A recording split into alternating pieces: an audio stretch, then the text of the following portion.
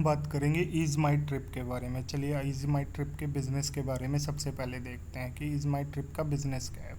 Just suppose आपको किसी vacation पे जाना है तो आपको क्या करना पड़ेगा, फ़्लाइट बुक करनी पड़ेगी, होटल्स बुक करने पड़ेंगे, ठीक है। फ़्लाइट बुक करनी पड़ेंगी, होटल्स बुक करने पड़ेंगे, टैक्सी बुक करनी पड़ेंगी, बसेस बुक करनी पड़ेंगी, वीज़ा भी चाहिए होगा, ठीक है। तो ये सब आपको एक प्लेटफॉर्म पे मिलेगा, एक ही दुकान पर, जो कि कौन देगा आपको, इजी माई ट्रिप, ठीक है। इजी माई ट्रिप ये कैसे काम करता है, ठीक है। ये आपको फ़्लाइट बुकिंग में, होटल बुकिंग में, बस, cars, rentals and holidays package provide करता है। ये आपकी कंप्लीट वैकेशन प्लानिंग करता है, ठीक है। और आप, ठीक है, ये इतने सक्सेसफुल क्यों हैं, क्योंकि इनके 67,000 एजेंट हैं जो कि आपकी हेल्प करेंगे। मतलब कि अगर आपने यहाँ से कुछ बुक करा तो आप 99% चांसेस हैं कि आपकी बुकिंग सक्सेसफुल होगी, 1% चांस है कि नहीं फुलफिल होगी। अगर आपके 99% चांसेस हैं बुक होने के, कोई भी सर्विस आपने बुक करी, तो आप बहुत खुश होंगे, मतलब एक हैप्पी कस्टमर बनेंगे, जो कि इनकी जो ये सुविधाएं दे रहे हैं इनसे आप काफ़ी प्रभावित होंगे, जिससे कि आप इन्हें बार बार इन्हें ही प्रेफर करेंगे, ठीक है। और बात करते हैं कि ये मनी कैसे बना रहे। 15 साल पुरानी कंपनी है, तकरीबन 15 साल पुरानी कंपनी है, ठीक है। इनका 89% जो रिवेन्यू है वो आ रहा है फ़्लाइट्स बुकिंग से, ठीक है। और बाकी सब बसेस, होटल्स सर्विस, ठीक है, buses, hotel service, visa processing, travel insurance वगैरह देके। ये ट्रैवल इंश्योरेंस क्या होता है, ट्रैवल इंश्योरेंस ये होता है कि आप किसी दूसरे देश में जाते हो तो आपकी जो यहाँ का हेल्थ इंश्योरेंस है वो काम नहीं करता। तो ट्रैवल इंश्योरेंस में क्या होता है कि अगर आपको वहाँ पे कोई दिक्कत हो जाती है हेल्थ से रिलेटेड, ठीक है, तो वो सब कवर करता है। आपका लगेज खो जाता है या फिर आपकी बुकिंग्स किसी वजह से आप नहीं पहुँच पाते, कैंसिल हो जाती हैं, तो वो सब इसमें कवर हो जाता है, ठीक है। तो और आगे बात करते हैं। ये न्यू स्टोर्स खोल रहे हैं, ठीक है, इंडिया में भी और बाहर भी, दुबई, यूके, थाईलैंड, ठीक है, हर जगह अपने खोल रहे हैं। इनके स्पेशल फीचर्स क्या हैं, ये कोई भी कन्वीनियंट चार्ज नहीं लेते। जस्ट सपोज आपने किसी प्लेटफॉर्म से 10,000 रुपये की टिकट बुक करी है और आप बाद में देखते हैं कि जो आपका वो बना, बिल बना, वो 10,200 का बना। 200 रुपये जो लगे आपके, 200 रुपीज़ जो एक्स्ट्रा लगे, जो 200 रुपीज़ आपके एक्स्ट्रा लगे वो लगे उस प्लेटफॉर्म के चार्जेस पर। ये ऐसा कुछ नहीं लेते, मतलब अगर आपकी टिकट 10,000 की है तो आपको 10,000 ही देने पड़ेंगे, एक भी एक्स्ट्रा रुपये नहीं देने पड़ेंगे। अच्छा, बाई चांस अगर आपको टिकट बुक कैंसिल करनी पड़ी तो ये रिफ़ंड करेंगे, अपनी जेब से भी रिफ़ंड करेंगे। मतलब ये एक हैप्पी कस्टमर के साथ एक रिलेशन बिल्ड करना जानते हैं। ये कंपनी और क्या कर रही है, एक्वायर कर रही है दूसरी छोटी मोटी कंपनियों को, जिससे ये एक्सपेंड कर सके। अच्छा, इस बात का कैसे पता चल रहा है, इनका नेट प्रॉफिट लगातार ग्रो कर रहा है, ठीक है। और ये पार्टनरशिप कर रही है कितनी, ब्लू स्मार्ट इलेक्ट्रिक कंपनी के साथ, ठीक है, एयरपोर्ट राइड के साथ, ताकि ये कस्टमर्स को अच्छे से अच्छा फील करवा सकें, ठीक है। और फाइनेंशियल्स पे नज़र डालते हैं, इस कंपनी के फाइनेंशियल्स पे नज़र डालते हैं तो आप देख रहे हो क्वार्टर टू क्वार्टर सेल्स, जैसे आपने देखी जून क्वार्टर की 31 करोड़ थी, फिर 84 करोड़ हुई, फिर 102 करोड़ हुई। उसी तरीके से आप सितंबर क्वार्टर की देखिए, उसी तरीके से आप दिसंबर क्वार्टर की देखिए, उसी तरीके से आप मार्च क्वार्टर की देखिए। आपस में इनको कंपेयर करिए तो आपको दिखेगा कि इनका नेट प्रॉफिट भी देखिए कितना बढ़ रहा है, ठीक है। अब इस पिछले साल इनका नेट प्रॉफिट -10 करोड़ था। ये क्यों था, ये अदर इनकम की वजह से था, ठीक है। तो कभी कभी ऐसे एक्सपेंस आ जाते हैं तो इन पे ध्यान नहीं देना चाहिए। अब देखिए नेट प्रॉफिट 34 करोड़। इसी वजह से जो ये माइनस का नेट प्रॉफिट आया उसकी वजह से ये शेयर गिरा, काफ़ी गिरा। पर अब तकरीबन -10 करोड़ से 34 करोड़ का नेट प्रॉफिट आना कोई बहुत अच्छी बात है। और इनका प्रॉफिट मार्जिन देखिए, क्योंकि ये बिज़नेस ऐसा बिज़नेस है जिसमें कि रॉ मटेरियल वगैरह इतना चाहिए नहीं होता कुछ कंप्यूटर्स लेने हैं, कुछ इंजीनियर्स लेने हैं और एक छोटी सी टीम बिठानी है। तो मतलब इनके प्रॉफिट मार्जिन्स देखिए 57 60%, ठीक है, 41% प्रॉफिट मार्जिन्स भी काफ़ी अच्छे हैं, ठीक है। आप एक बार ईयरली सेल देखिए इनका, जो 2013 में नेट प्रॉफिट था 2 करोड़, 2 करोड़ से 127 करोड़ हो गया नेट प्रॉफिट, और highest ever profit net profit 147 crore था।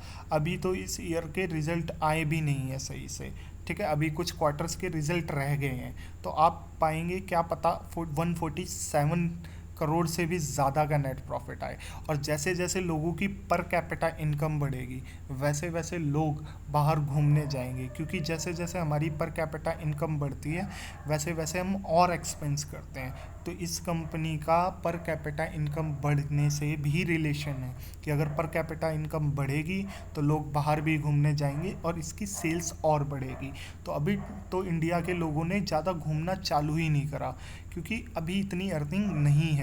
तो एक बार इक्विटी पे नज़र डालते हैं। 2018 में इनकी 7 करोड़ की इक्विटी थी, अब 170 करोड़ 77 करोड़ की हो गई। मतलब इन्होंने कुछ और शेयर्स मार्केट में उतारे हैं। इसका मतलब इन्हें पैसा चाहिए था, पैसा चाहिए था। ये पैसा कहाँ यूज़ कर रहे हैं? पैसा यूज़ कर रहे हैं पैसा कमाने में, ठीक है। तो इस बात का आप कैसे कह सकते हैं कि पैसा कमा रहे हैं? देखिए, क्योंकि इनका रिजर्व बढ़ रहा है। कहाँ इनका 5 करोड़ का था, अब 461 करोड़ का है। आपको कैसे पता कि ये 461 करोड़ इसी पैसे से कमाया गया है? क्योंकि आप बोरोइंग्स पे नज़र डालिए, बोरोइंग्स देखिए इनकी 0 हो गई है तकरीबन, ठीक है, ना के बराबर बोरोइंग्स है। अच्छा, ठीक है, आप ये देख सकते हैं, ठीक है। अच्छा, इस रिपोर्ट्स पे आप एक बार ध्यान से पढ़ेंगे तो आपको काफ़ी कुछ समझ में आ जाएगा। एक बार चार्ट पे नज़र डालते हैं इसके, ठीक है। इसके चार्ट पे इजी माई ट्रिप प्लानर के अगर मैं चार्ट को देखूं तो ये एक रेंज में ट्रेड कर रहा है, एक रेंज में ट्रेड कर रहा है। और ये देखिए एक रेंज, ये रेंज तकरीबन 30-40% की ये रेंज है हमारी, आप देख सकते हैं। एक बार इस रेंज को देखते हैं, ठीक है। आप इस रेंज को देखिए, तकरीबन ये हमारी, ओके, ये रेंज हमारी 40 या 45% की रेंज है, ठीक है। तो आप देखिए इस रेंज में कितनी बार ट्रेड करा है। इस रेंज में एक बार यहाँ से यहाँ पहुँचा, फिर दोबारा यहाँ से यहाँ पहुँचा, और फिर तीसरी बार यहाँ से यहाँ पहुँचा। अच्छा, ये सेम रेंज में ट्रेड कर रहा है, कितने दिनों से ट्रेड कर रहा है? अब देखिए यहाँ पे भी ये सेम रेट पे था, तकरीबन 2-2.5 साल हो गए ये सेम ही रेंज में ट्रेड कर रहा है। पर क्या इस टाइम में इसके फाइनेंशियल सुधरे हैं? हाँ, फाइनेंशियल सुधरे हैं। क्या नेट प्रॉफिट ग्रो करा है? हाँ, नेट प्रॉफिट भी ग्रो करा है।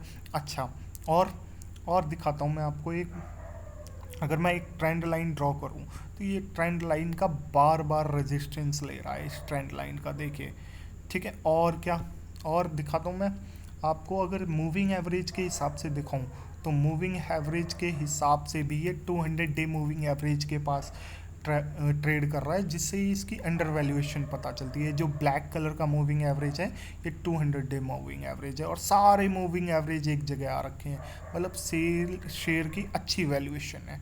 अच्छा, और अभी एक दिन पहले, मतलब ठीक है, कल की बात है, ये शेयर गिरा तकरीबन 20%। अब ये जो 20% गिरा, आपने कोई प्रमोटर बेच रहे हैं इस कंपनी का स्टेक, प्रमोटर ने 6% बेचा।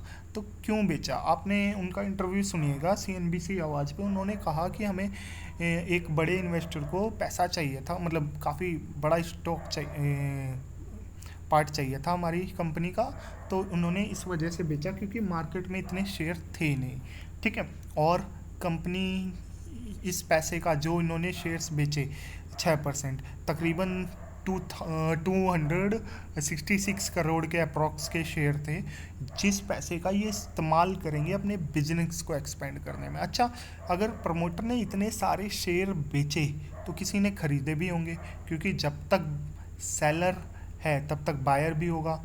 अगर किसी ने 1000 शेयर बेचने हैं तो 1000 शेयर खरीदने वाला भी होना चाहिए, ठीक है। और आप देख सकते हैं इसको, मैं अगर थोड़ा 1 मिनट चार्ट पे ले चलूँ तो आप देखेंगे कितना अच्छा वॉल्यूम था। यहाँ देखिए ये शेयर इधर गिरा, और फिर देखिए कितना गिरा, ये तकरीबन ये आया 32 रुपीज़ के आसपास। और फिर उसके बाद देखिए ये देखिए ग्रीन वॉल्यूम, इसने रिकवरी स्टार्ट कर दी। आपको मैं दिखाता हूँ ग्रीन वॉल्यूम, ठीक है। और ये देखिए, देखिए यहाँ पे ये जो ग्रीन वॉल्यूम नीचे सेम रेंज में रख के पूरा माल भर लिया गया।